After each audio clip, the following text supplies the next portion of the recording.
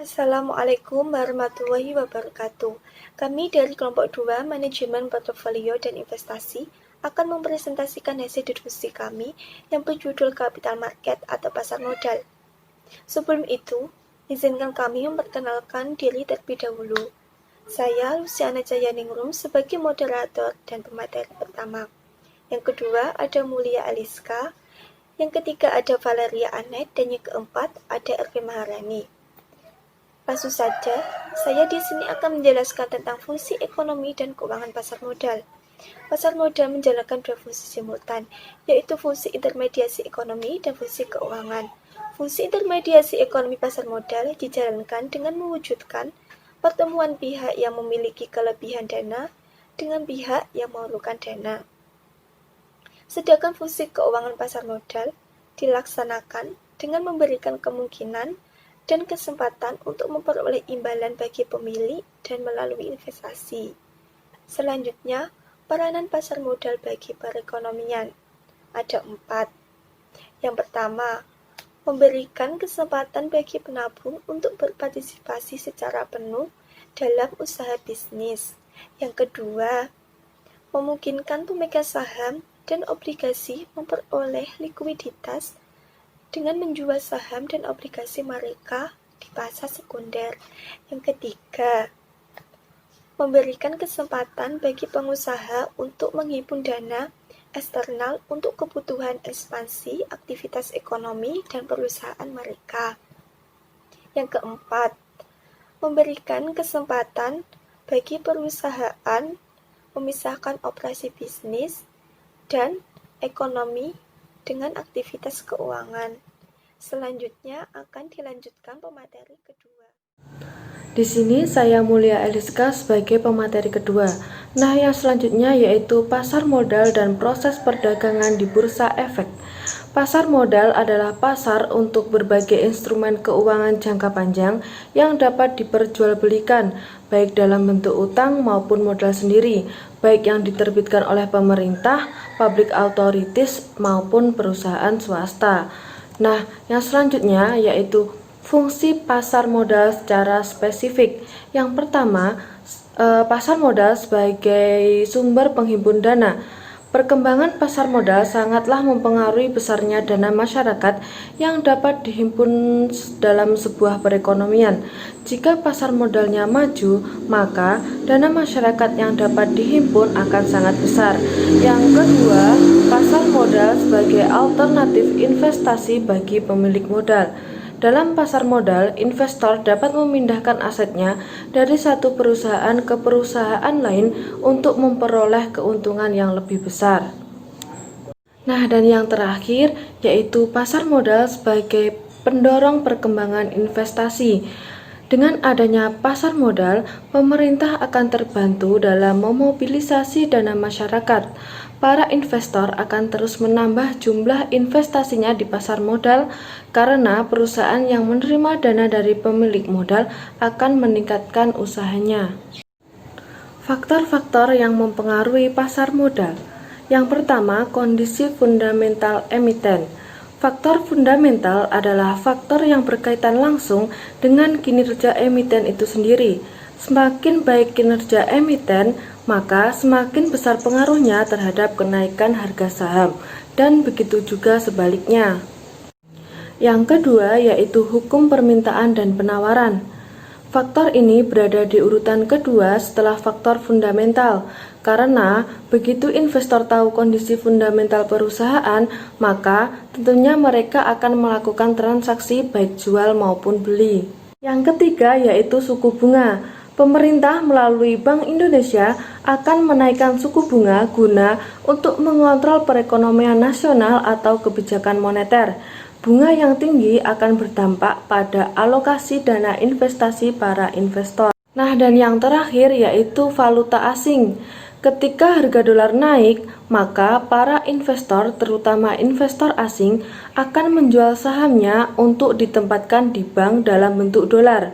Adanya penjualan saham tersebut, otomatis harga saham menjadi turun. Saya Valeria Anet sebagai penyaji ketiga akan menjelaskan tentang Proses perdagangan di bursa efek. Dalam bursa efek, pasar modal diperdagangkan sebagai komoditas instrumen jangka panjang. Komoditas tersebut dibagi menjadi dua kelompok, yaitu modal sendiri dan modal hutang. Modal sendiri adalah surat berharga yang bersifat penyertaan atau ekuitas seperti saham dan right.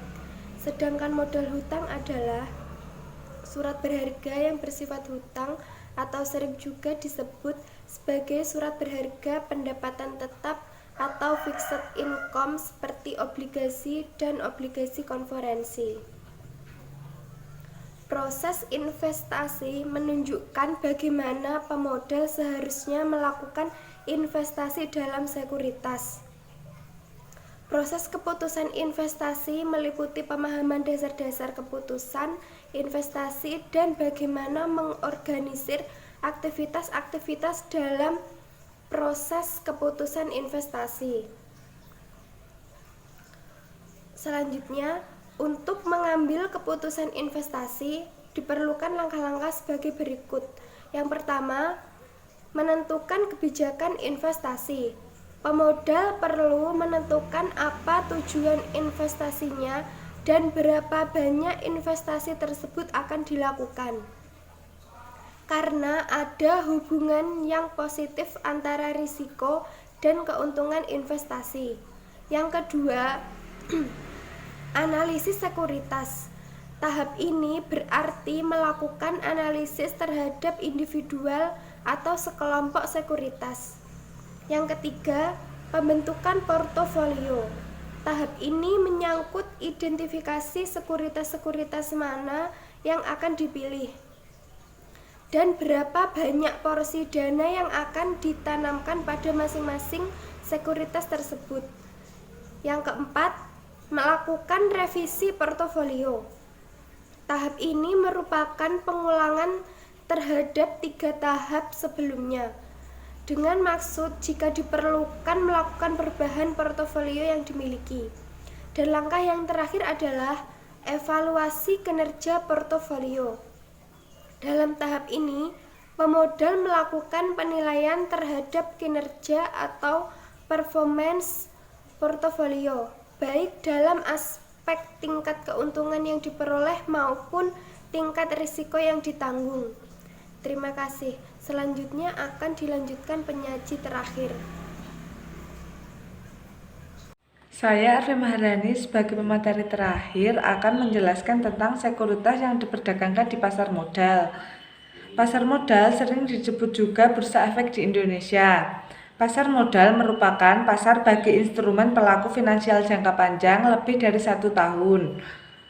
Instrumen dalam pasar modal ini dapat kami simpulkan sebagai seluruh surat-surat berharga sekuritas yang diperdagangkan di bursa efek, yaitu jenis-jenis sekuritas yang diperdagangkan di pasar modal atau bursa efek di Indonesia, yaitu satunya saham biasa, yang kedua saham preferen, yang ketiga obligasi, yang keempat waran, yang kelima sertifikat rate, dan yang keenam obligasi konvensional. Terima kasih.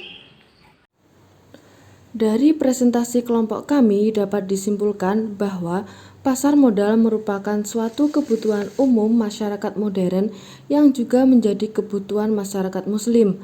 Hanya saja, pasar modal yang menjalankan prinsip-prinsip syariah di dalamnya tidak hanya diharapkan berkontribusi terhadap perekonomian nasional, tetapi juga mampu berkontribusi menerapkan nilai-nilai dan prinsip syariah yang sekaligus mampu menjalankan peran sebagai sarana pencapaian distribusi keadilan sosial ekonomi di tengah-tengah masyarakat. Maka dari itu, peran kita sebagai mahasiswa memiliki banyak potensi dan cara untuk terlibat aktif sebagai investor, termasuk melalui fasilitas galeri investasi yang tersebar di Indonesia, termasuk di Galeri Investasi Syariah IAIN Tulungagung. Nah, cukup sekian presentasi dari kelompok kami.